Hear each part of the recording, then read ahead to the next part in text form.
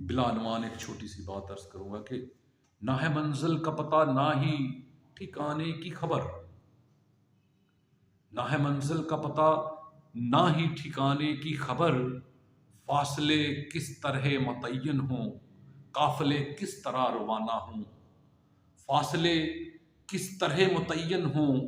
قافلے کس طرف روانہ ہوں، نہ ہے کچھ زاد سفر نہ ہی پاشنے والا کوئی، نہ ہے کچھ زاد سفر نہ ہی پاشنے والا کوئی، مسافتیں کس طرح چنی جائیں کس طرح راستوں کا تعین ہو، مسافتیں کس طرح چنی جائیں کس طرح راستوں کا تعین ہو۔ ایک شعر عرض کر رہا ہوں کہ ہاتھ میں موم کا کنگن،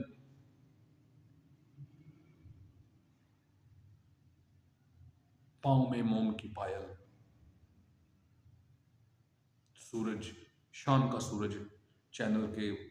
نام کی وساطت سے ہے کہ ہاتھ میں موم کا کنگن، پاؤں میں موم کی پائل،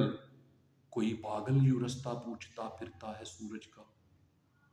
کوئی پاگل یوں رستہ پوچھتا پھرتا ہے سورج کا۔